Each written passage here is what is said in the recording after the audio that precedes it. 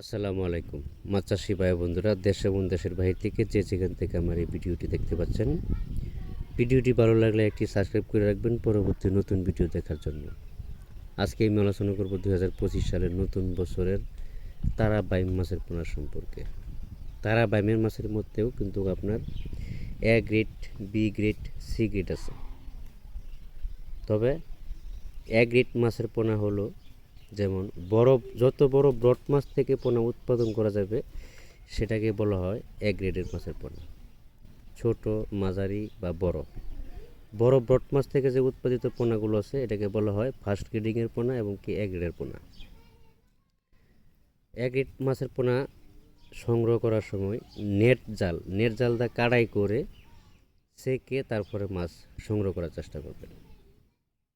কারণ মাছের পোনা শুধু সংগ্রহ করলে হবে না, পুকুরে যদি দ্রুত বড় না হয়, মাছের গ্রোথ ভালো না হয়, মানসম্মত পোনা যদি না হয়, তাহলে মাছের পোনা সংগ্রহ করে কালচারে ফেলে কোনো লাভ নেই।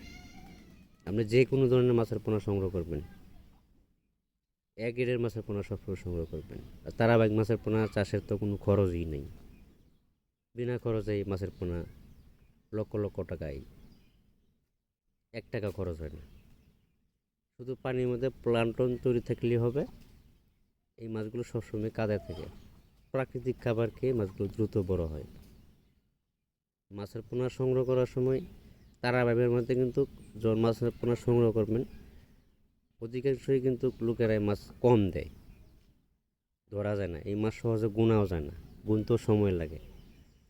এই জন্য অনেকেই ভাইয়েরা, চাষি ভাইয়েরা আছেন, মাছের তো অর্ডার দেন। ইউটিউবার, মাছের হ্যাচারি বা হ্যাচারির মালিক ইউটিউবার, একটা হ্যাচারি একটা জেলায় যদি যদি ময়মনসিংহ জেলায় যদি হ্যাচারি থাকে 50টা, ইউটিউবার আছে আপনার 10-20 হাজার। এখানে কার কাছে কল দিচ্ছেন আপনি নিজেও বুঝতে পারতেছেন না। এই জন্য